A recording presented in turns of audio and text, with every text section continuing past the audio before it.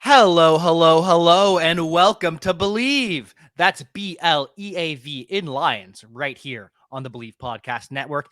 I'm your host at Cavanagh87, Jack Cavanagh, and I understand that it might be hard to believe in the Detroit Lions right now. We're sitting at 0-8, but I also want you to understand that I am joined once again by the governor, the Yeah. 63rd overall pick in the Yeah. 1987 NFL draft by the Detroit Lions, a Motor City legend, a three-time Pro Bowler, former All-Pro, a man with 32 and a half career sacks, Mr. Icebox himself, Jerry Reckenball. How's it going, Jerry? Man, everything is good, Jack. I can't complain about what's going on in my home, but I'm sure some of the Detroit Lion players and coaches right now just not feeling too good. They got a lot on their mind, I'm sure. That's how I'm feeling too. The personal life is good. I get to talk with my buddy Jerry. Life is good, but unfortunately, not so good in terms of on the field product right now. Yeah, tough. It's tough, but you know what's not tough is betting online at betonline.ag. Spend some money this weekend. I hope you didn't take the Lions because I know I did and I lost a little bit I, there. I did, and I took a loss, but hey, bet online, still the best place to place your bet and stuff. College football, basketball, baseball, all. We're also hoping that the Astros do a little bit better and finish these things out. But I tell you, the Lions themselves and stuff, we hurting. We're hurting real bad. The good news is, I think you mentioned you were putting a bet down on SMU, and they Yeah, stomped Tulane, so you can feel good about that at least. of course. Go Mustangs and go to betonline.ag. They are back and better than ever. A new web interface for the start of basketball season. More props, odds, and lines than ever before. Bet Online remains your number one spot for all of the basketball and football action this season. So head to the new updated desktop or mobile website to sign up today and receive your 50% welcome bonus with your first deposit. Just use our promo code BELIEVE50, that's BLEAV 50, to receive your bonus. From basketball, football, baseball postseason, NHL, boxing, and UFC, right down to your favorite Vegas casino games, do not wait to take advantage of all the amazing offers available for the 2021 season. Bet Online is the fastest and easiest way to bet all of your favorite sports. Bet Online, where the game starts. And I almost wish this game didn't start. Lions lose 44-6. Went into halftime down 17-0 too. That was manageable. Give up 21 points in the third quarter. Detroit doesn't get on the board until 7 minutes left in the ball game. That was terrible. Both teams were playing their backups at that point. Nice to see Jamar Jefferson get his first career score, but outside of that, how are we feeling? Wow, man, I tell you, out of all the teams, I really thought that the Lions had an opportunity to get a win playing Philadelphia. Their team that was struggling in its own right and stuff had a lot of, I guess you would say, questioning of the coach strategy and some of his philosophical. But clearly, they heard his message and they responded in a way that not only did they win the game, but they did it in such a convincing way that it really makes you have to look at the lines because for a team that was, I would say, struggling at a level, to come in and just manhandle you up front like that, both on the run and on quarterback getting hit and sacked and stuff. It was just one of those things where you just could not the Lions could not get their rhythm going at no level. I think, when they missed the field goal, that I think that was like a sign of what was to come. It really was the first missed field goal since week 1. The Lions were without their special teams coordinator because he was on the COVID-19 list, and it just went downhill from there. Have you ever been a part of a blowout like this? What's that like on the sideline, in the locker room, and the next practice? Well, I tell you, it gets very edgy in the meeting rooms. It's very edgy on the field, in the huddles, because you're trying to correct it. And, if a guy's having a hard day and he's not adjusting and stuff, you'll get the light put on you. But when that light is on you, you have to respond or they're going to have to make some type of change. So it gets to a point whereas when you take a lopsided whooping like that, every job it should be evaluated. You got to look at every position. Are we putting them in the best position to win? Are we playing the right personnel in combination? Are we putting the guys in the best possible way of winning?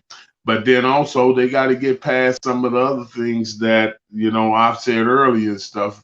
Eventually you got to get past some of the talking and get to some basic football stuff that's going to be real. That's not going to be, Sergeant Carter talking to Gomer Powell type stuff.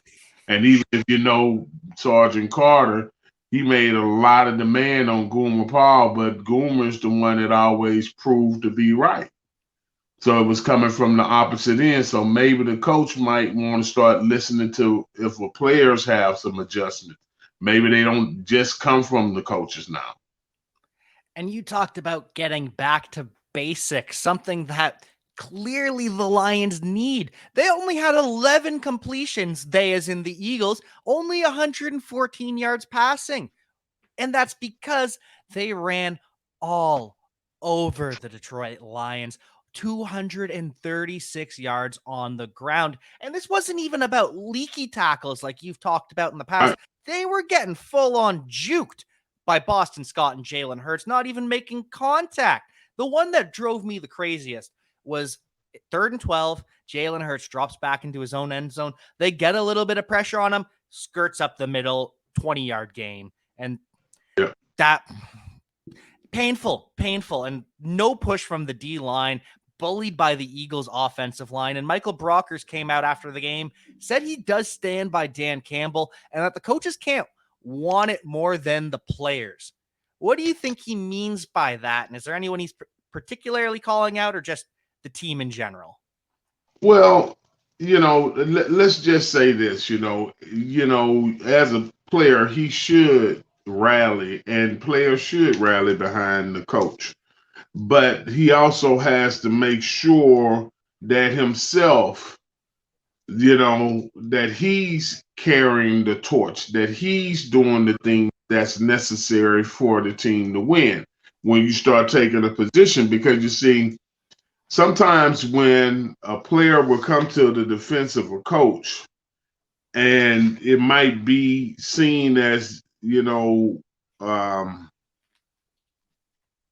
I'm not going to say a conflict of interest as much as it is a player has to be careful. He could lose a lot of respect in the locker room, But then at the same time, you want everyone in the room to have each other's back. So he's doing in that regard what he should do. The way that the Lions, I tell you how I knew that it was bad. When Jalen Hurts is actually running a running play. All right, now think, Lamar Jackson, Jalen Hurts, they all got a little mobility. But when you actually running a play and you're going to put your quarterback at risk, that means you're comfortable. So they were comfortable in what they were doing. And they were comfortable letting Jalen move around in the pocket to the point that he got a lot of big runs. But he had some design runs where his options is either give it to the fullback or to the back that's in the dive or take it to the corner. A couple of times it was he was taking it to the corner. no dive, no anything. He would had no actually decision that he was ever going to hand that ball off. And when that's happening, that means that the quarterback can get to the edge, and that means lose containment. So I think, in some of the things that I've seen, even from a physical side, they made the guy Sweat look like he was Reggie White. You know, Mm-hmm. he ran through two guys, the tight end, which I felt, really didn't, you know, put forth the necessary effort to chip him. Really, it's just one of those things. They look bad in a lot of ways, and really not trying to rag on them, but it was some bad football out there, and they wasn't hustling. I didn't like the fact they were doing a lot of standing around, pushing, and everything. Like you said, we don't want to rag on the Lions too much, but we have a job to do. We've got to talk about it.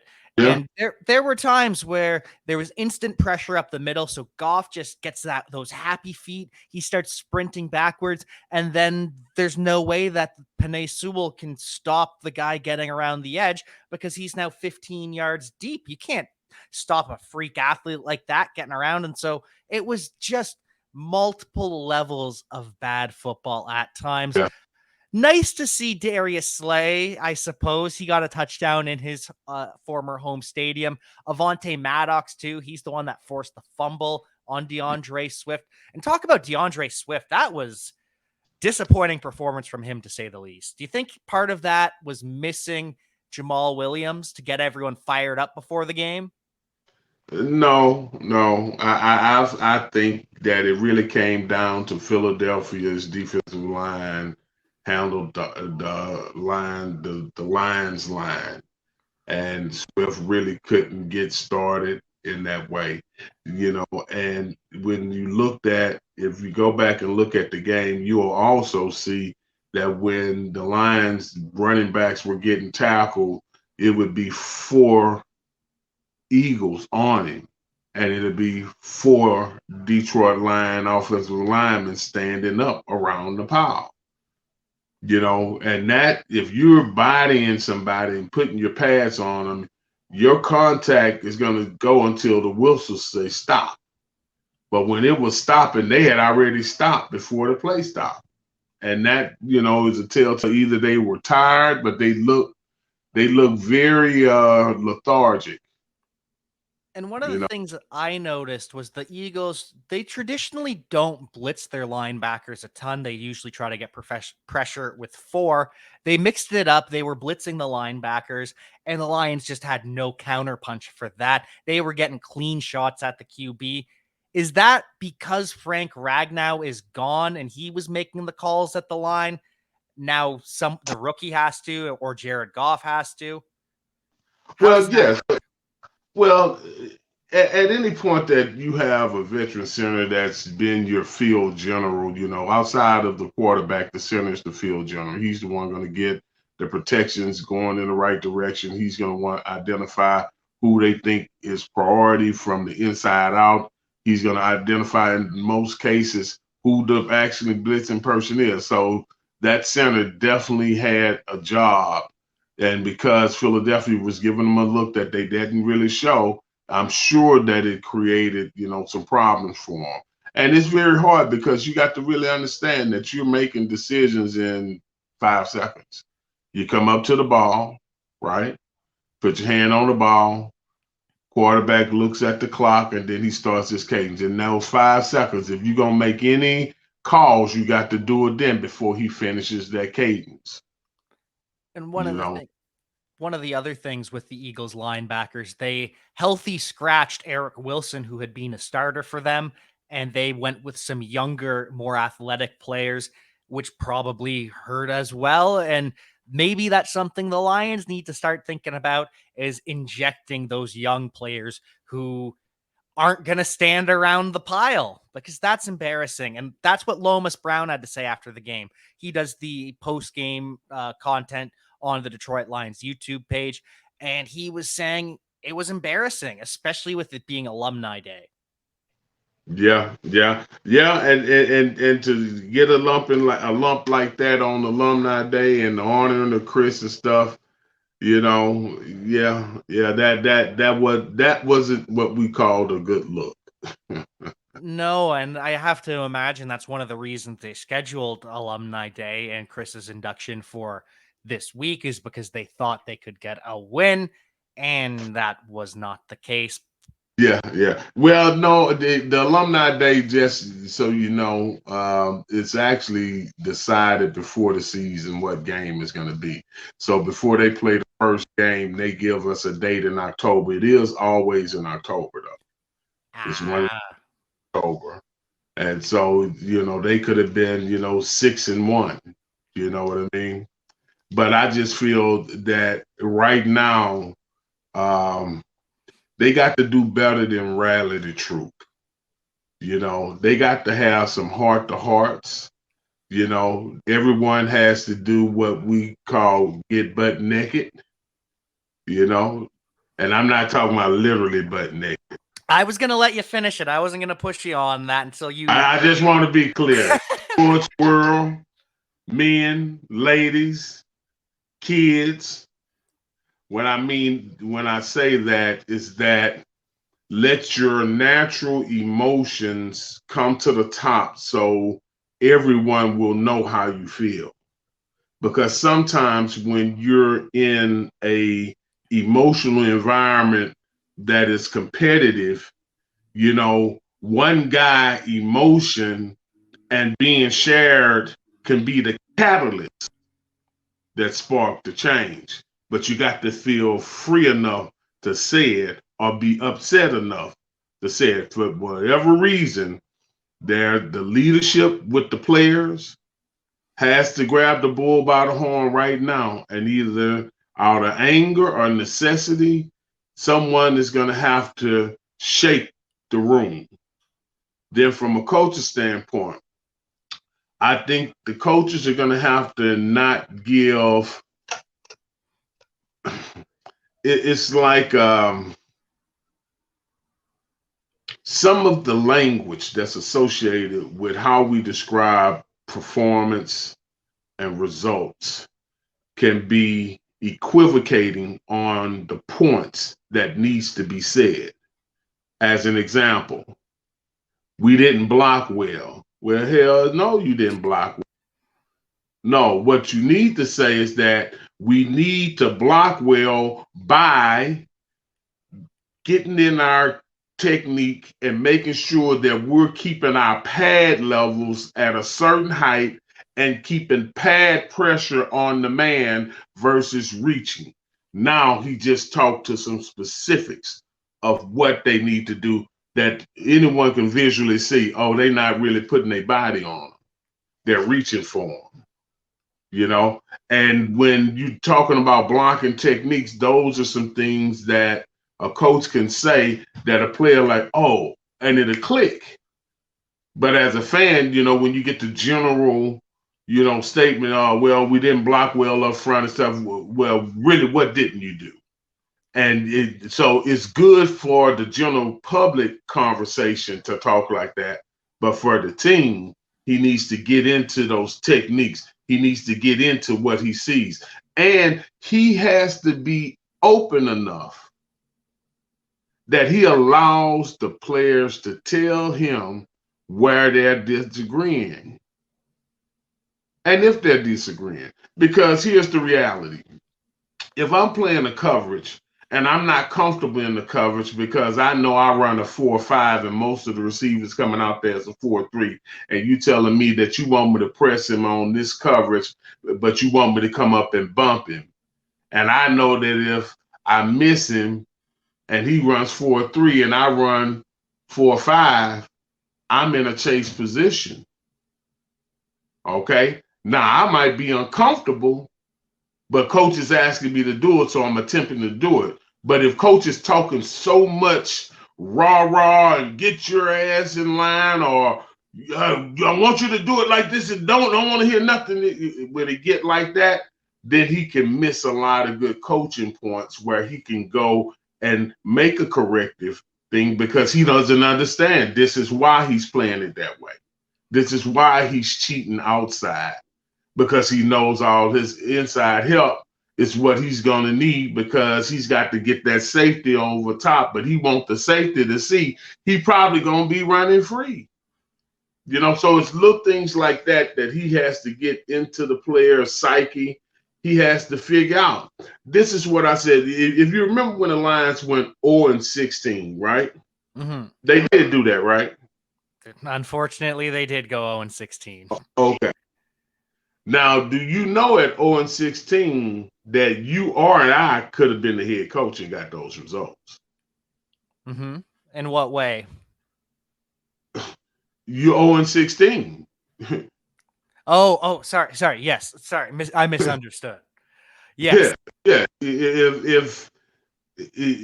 So it wasn't about the record. It was about the performance. So how do we get the team to perform? Because these are pros and they are assembled together. But whatever it had that team, whereas they couldn't get it shook and went 0-16, he has a chance at mid-season bye to reconstitute his foundation. And matter of fact, it just, like today, I got up and I didn't really have much plans to do much today, but I started repotting my pots for my herbs and my gardens because the freeze froze all my stuff, and I'm planting flowers and I'm mixing old dirt with new dirt, getting it some nutrients and stuff. He has to go get his hand in the dirt, and he got to repot his message and make sure it's planted on good soil. He got to make sure that he's fertilizing it with knowledge, instruction, and understanding, so that when the team grows, we'll see the fruit of that work. That's the thing. The Eagles too. People made fun of Nick Sirianni's gardening analogies, but it resonated with the team clearly based on the way they played.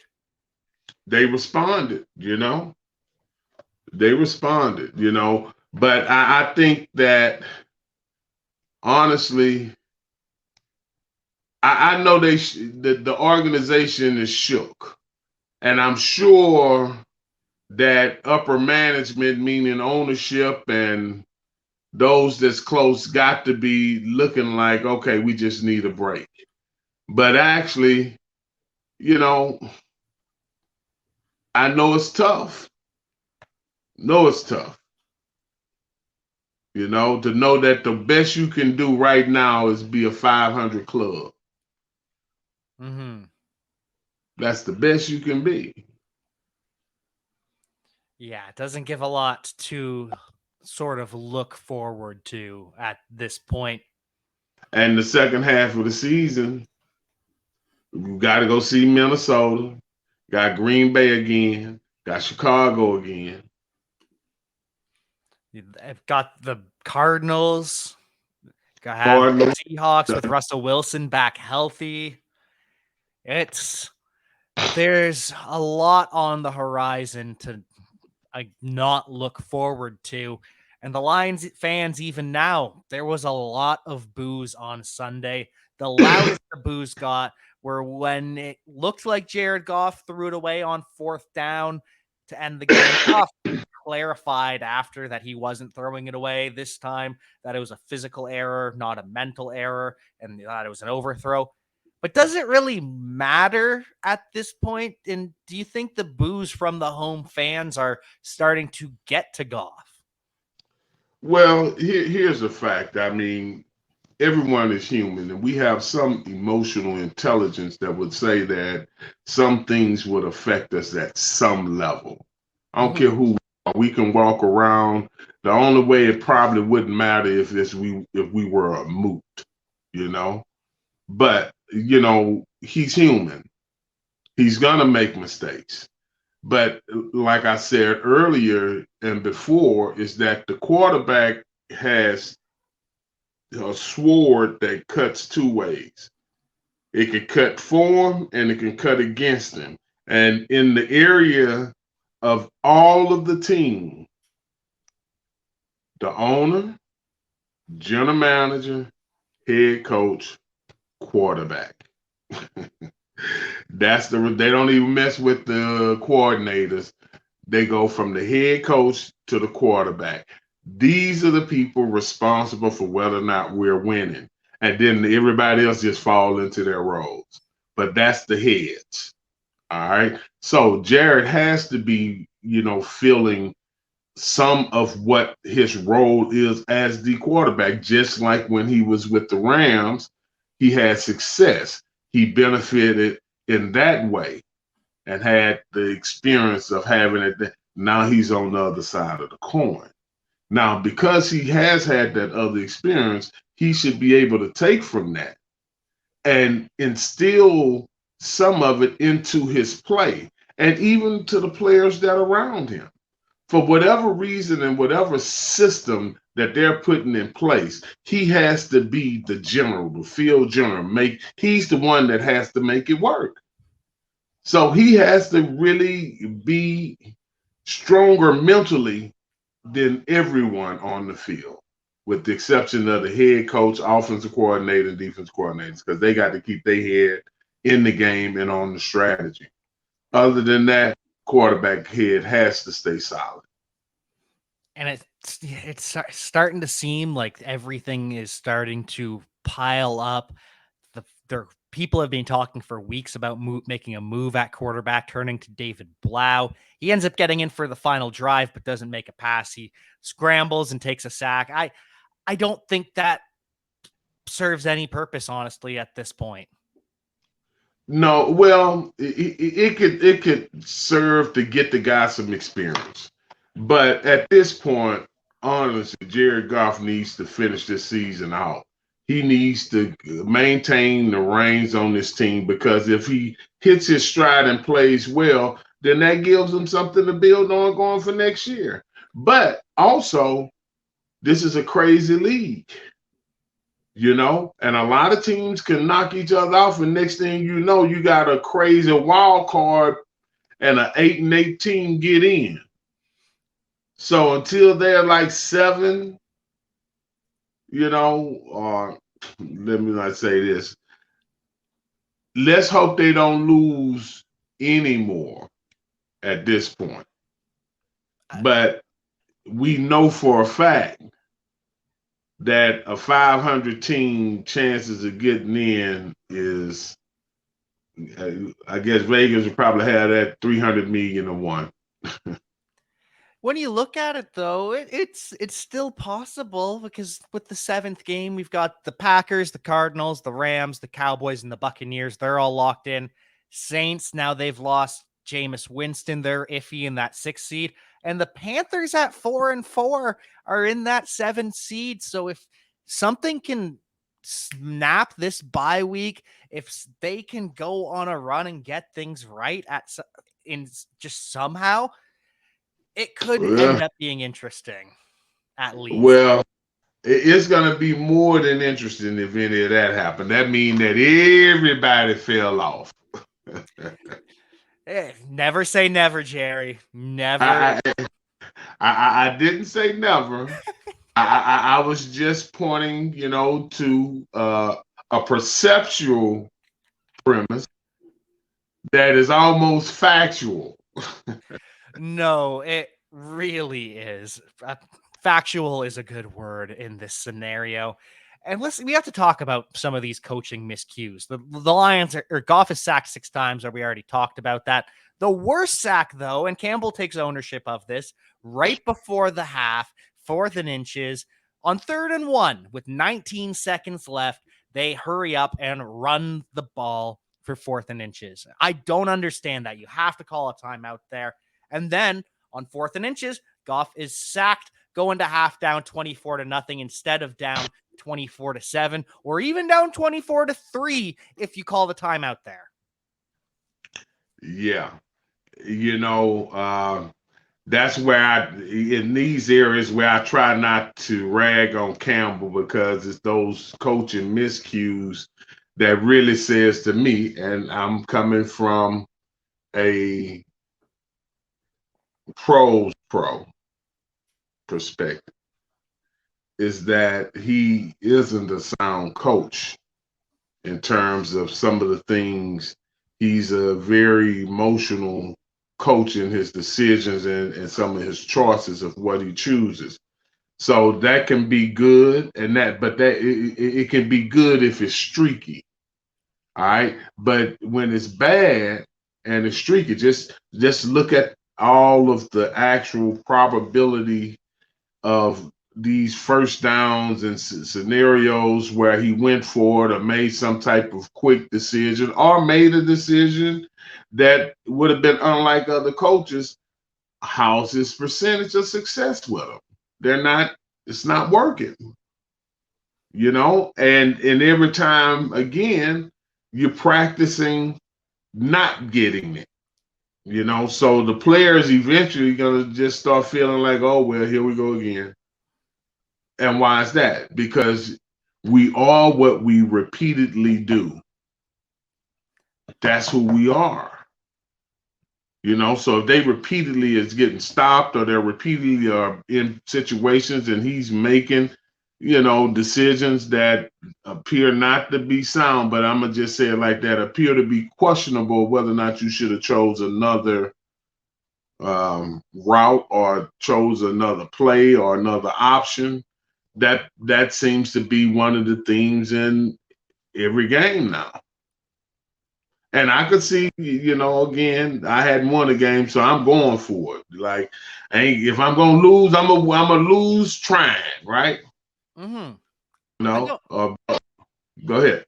Oh, I don't even necessarily disagree with the fourth down call. It's just the lack of clock awareness, not calling a timeout, and then everything that came together. It just was, as Dan Campbell said in the press conference, it was a sea of trash, that series of events. Again, who's responsible for that sea of trash?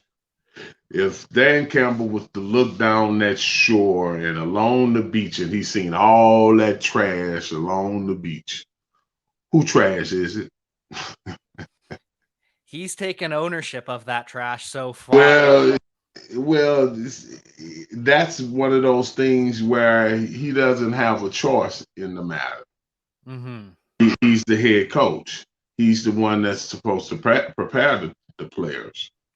All right. He's the one. When you take a drumming like that, trust me, the owner looking at the coach. Damn it, being a close game, you got your ass handed to you. Now, what's up, coach? You didn't get them prepared because we at least would have been in the game, and that's how our owner's going to look at that scenario. But anyway. Yeah, and that's one of the things he did say after the game, too. He's outcoached. The illegal formation means they didn't coach it well enough to the players, didn't prepare them. He's not worried about losing the locker room or sending the wrong message. He believes in the message, but thinks they need to reevaluate how it's being delivered instead. And Michael Brockers, again, he backed that up, says it's still getting through. The players just need to understand what it is and where it needs to go. So a lot of moving parts on this bye week. Yeah, I think the players need to decompress a little bit, whereas he gives them a little chance to kind of go recuperate maybe a day and a half. Uh, Guys should stay close to Detroit and not try to venture off going back to their homes because they are in a situation. Whereas, honestly, if I was the coach or personnel, general manager, owner, or any of those making the decision, I'm 0-8. I'm looking for players.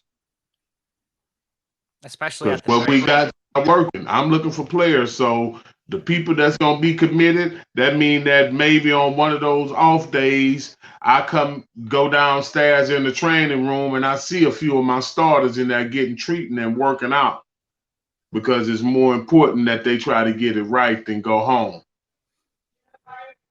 We're seeing who wants to be here, who cares. And Dan Campbell did shout out Jalen Reeves-Maybin as one of those foundation pieces. Need more players like him where it's 100% no matter what.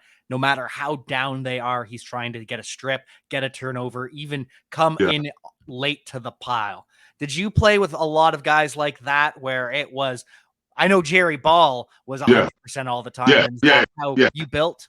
Let me tell you, some of the teams we had with the Lions from 89, 91, Ray Crockett, Benny Blades, William White, shit, Melvin Jenkins, Chris Spielman, Dennis Gibson, man, shit, that's all we were. We were trying to get that ball out no matter how it came, and I can say that, yeah, we had some guys, we gonna fight you to the end. And that was when the younger players like myself and Benny and Chris, we were the middle of the defense, so the one thing that we had built was probably one of the most solid middles in defense in the NFL. I'm at the nose, Chris at linebacker, and Benny at free safety. All of us all pros. Every team that when you're trying to build a team, you start with the middle because the shortest distance to the goal line is straight ahead. So you want to defend your middle, just fundamentally.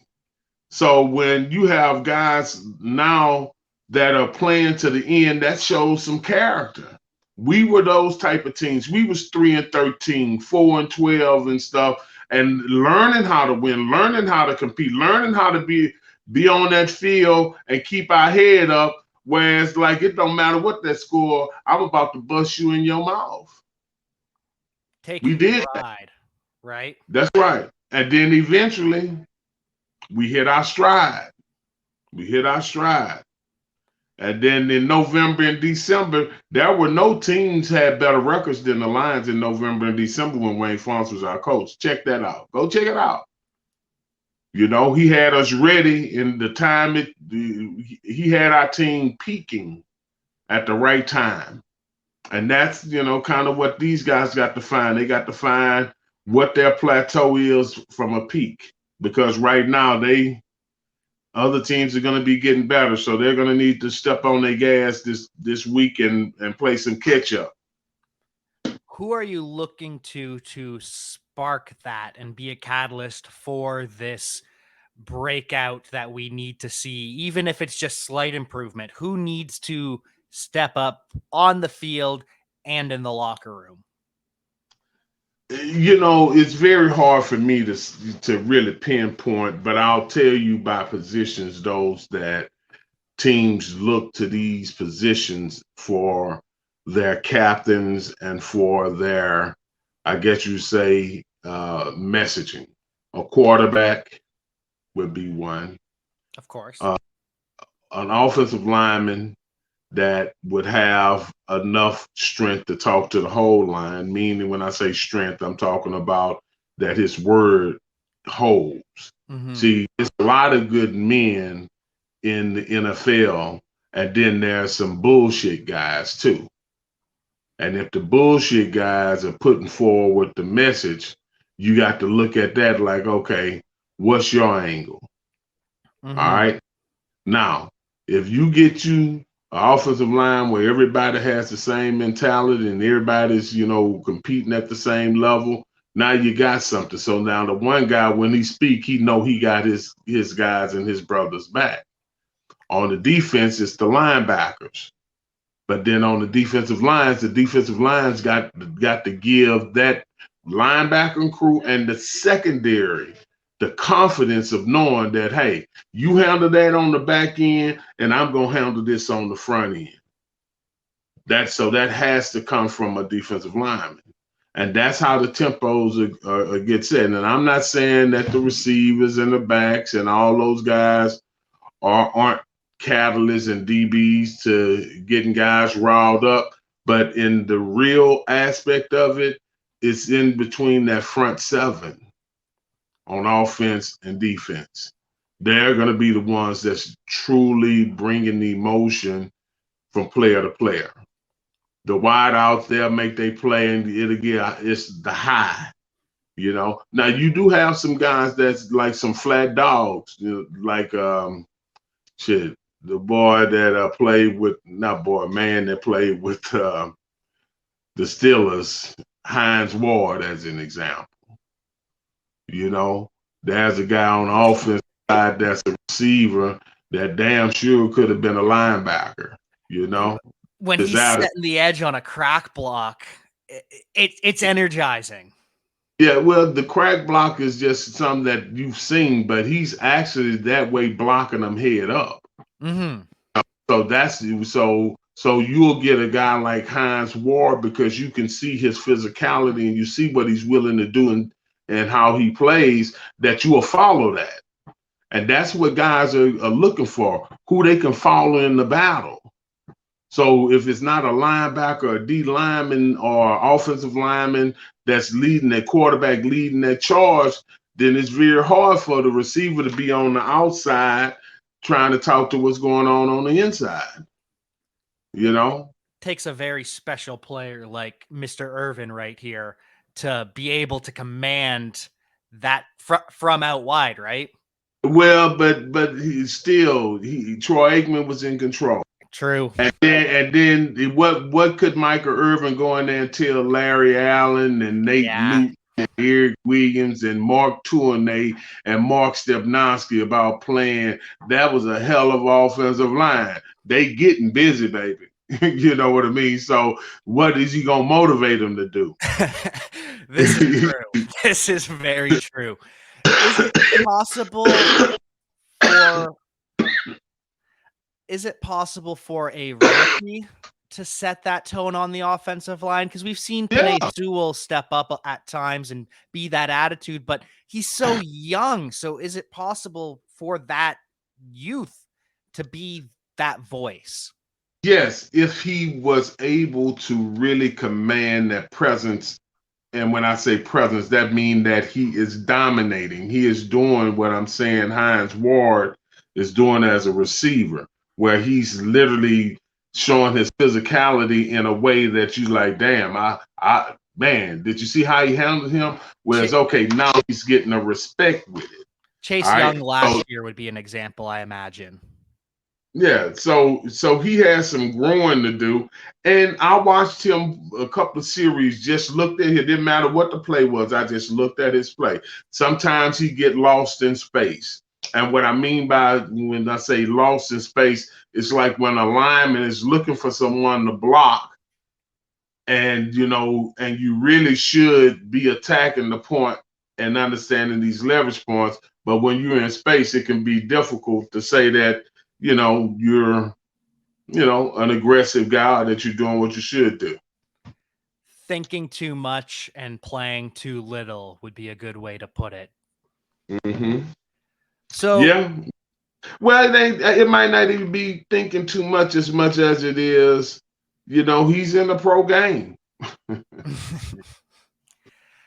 And so you've talked about how Chris Spielman was a big part of that foundation you had, where it was the core, the nose tackle, the linebacker, the safety. And we've got to go out on a high note, I suppose, or at least discuss some positives of this. So Chris Spielman, 19th member of the Detroit Lions Ring of Honor. Did you have a chance to watch any of the ceremony from home, or have you talked to anyone that was there? No, I have not. I have not. I wished I would have had an opportunity to be there, and it's a good thing. And so I saw a video, they addressed the fans at halftime, and Chris said that he's been given a second chance to do his best to represent the fans and give them what they deserved. Promised in the very near future, we will all get what we want. And Lomas Brown spoke to that after the game, felt the conviction in Chris to turn it around. But like you've talked about, is conviction enough? Yeah, I have a lot of confidence in the idea and the heart of what the attempt is. But I don't, know if the organization as a whole truly understand the dynamics outside of what they understand. Because sometimes you can be in a vacuum. And I made this statement, whereas I was seeing where the owner, she was saying that she was going to be transparent with the media and the fans and everything. But if you're not transparent with your players first, then you already missed the mark, because you will go outside and expose everything outside to everybody, but you won't come inside and be transparent with us of the direction. Now, I'm not saying she didn't come in a meeting and say, hey guys, we want to win and things like that. I'm not talking about that. No, I'm talking about those decisions that they're talking to Chris about. And say, well, why would they talk to those guys, talk to Chris about, or to the players about that? Because they're players too. And Chris comes from a different era. And some of what Chris' style of play is more like Matt Millen. Chris' mindset is more like Macmillan. That don't fit modern football. Now we can get into the debate and all that. Look at it. Fact. You don't see nobody have no coach with a rah. These coaches are respecting the players a lot different than our era. See, back in the day, it used to be you were privileged to play football. So if you're going to have this job, then you're going to take my nonsense. But now they pay the players so much money that the player don't have to take that. And a player can be set for life up front. Okay, which means they have more control now. So you have to, as a management team, you have to, as an ownership, and you have to understand that, yeah, you may have owned this team 40, 50 years, and you know the history of what this team been through, but the sport has evolved, and it's continued to evolve, and it will always evolve. So it's just important that, in some of the things that the Lions choose to do, that they don't really paint themselves into a box where a fan or a player could say, why does one thing fit this group but don't fit that group? And that's kind of what happens with some of the decisions that are unspoken within the organization, because there is no transparency. And again, we're not there every day. We don't know all the things that are being said. We don't know the things, but we do know that there are some things in modern sports that in some areas the lines are very antiquated. Very antiquated. That's just true. Absolutely. And we don't know what the contract negotiations, what those conversations are like, but we know what it has been like, and we know what it's like for successful teams in the modern day. So we need to. Yeah. Well, the contracts, all contracts are public information. Mm-hmm. So it's not. I'm more speaking to the conversations while negotiating back and forth. Well, but here's the difference, right? Barry Sanders, as a player, had to hold out for a contract. Mm-hmm. Chris Spielman never had to. Mm-hmm. And so that alone. Yeah. Okay. Barry Sanders, as great a player as he is, from a football perspective, should be able to lend just as much credibility to anything they want to do football related as a Chris Spielman. Mm-hmm. Okay. Or Herman Moore, but at the long end of it, there's some things that among the players, like even the alumni week, how guys are looking at what players are invited and what players were not invited. You know, the Lions have a way of doing things that way, and they leave it at the mid-level people to make a decision, but those people don't even know the history and don't even know why they're making a decision on why we're not going to call him. They just told him, hey, don't, hey, be careful with him. Okay, well, if we're going to be careful with him, we're not going to invite him.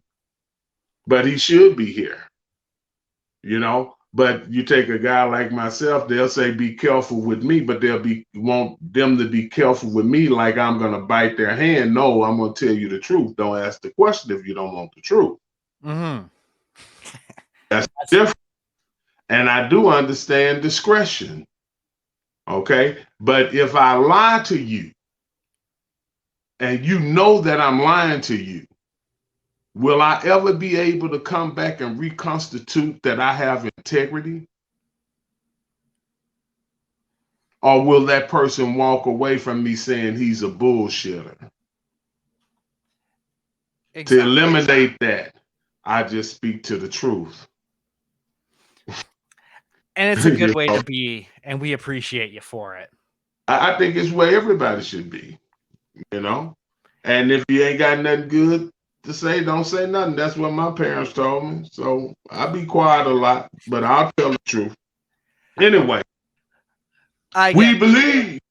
We do believe, and like we were talking about, I hope that those conversations behind closed doors that haven't been happening with the players, those decisions that are made above, transferred to a mid-level employee and then just passed off into the wind, hopefully those things can change going forward. We can see things stop being so antiquated, as you put it.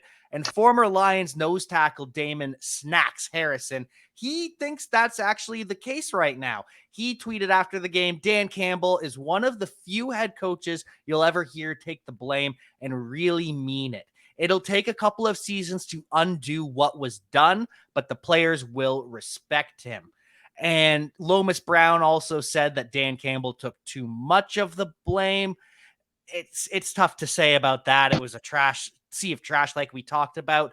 But what do you think about what Snacks said, where if they can undo what has been done, if they can undo that poor communication and start doing things the right way, will we see a difference in Detroit? Well, here's the one thing about it, like they tell you, don't throw, good money at bad money, trying to fix something. Or if you break a vessel that holds a liquid, even if you glued it back together, it's never the same.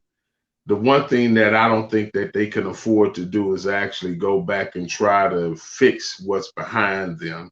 What they have to do is study history, look at the things that they've been doing good, build on those, the things that they don't do so well, understand why. Is it a personnel issue? Are we overmatched? Is the scheme flawed?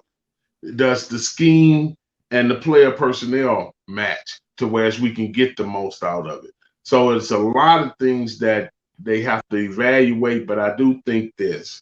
I think that they got as good a chance as anybody. As long as God keep giving them a day to wake up, they got a choice and a chance.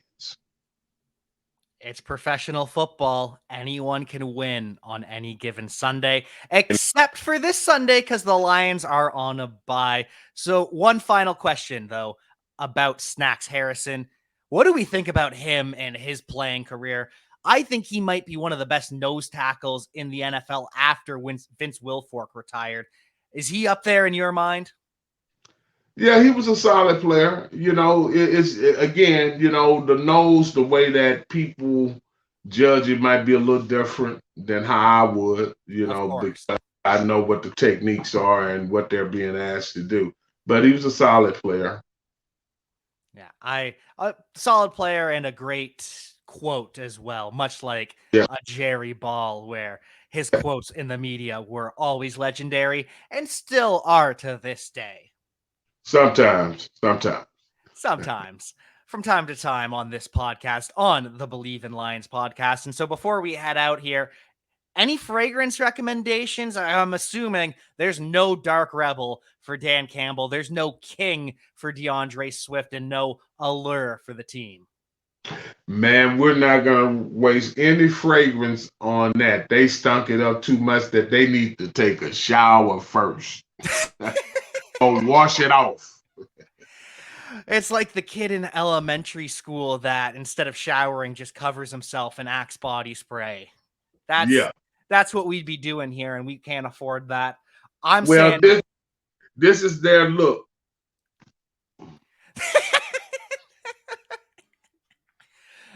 Cover the face. The old paper bag. Hey, Dark Rebel, I tell you, man, I believe that, these growing pains can have some benefit, though. If you look at the Cowboys was just like this. They was just like this, taking them lumps, and then 2 years later, they in the playoffs. That third year, they done won everything. And next thing you know, in those 6-7 years, they done ran out 3 championships. That's something to aspire to be. And even with the Cowboys last night, they won with a backup quarterback. It seems like they might be turning it around in Dallas as well. You can always turn it around in the NFL. Unfortunately, though, I don't think we can turn it around and give anyone a PB&J play of the day or Jerry's baller of the weekend. I don't think we can give that to anyone at this point. Nah, not no lopsided win loss like that. We gonna keep that in the bag. I think we have to, and I think before we head out, we have to make sure we get those pluggables plugged. So make sure you follow at JerryBall93 on Twitter. And is there anywhere else that we want to plug and give our attention to, Jerry? Hey, just like, subscribe, and leave a comment. It helps us with our algorithm. And stay tuned because we got a lot of good things coming forward. And on Thursday, we're going to have a special guest. Ooh, a special guest on Thursday. I cannot wait. So make sure you tune in to the Believe Podcast Network. Make sure you check out the YouTube page and you follow us at Believe in Lions on Twitter and on wherever you get your podcasts. We're everywhere. So with that in mind, you ready to break it down, Jerry? Yeah. 1, 2, 3. You gotta believe. You got me.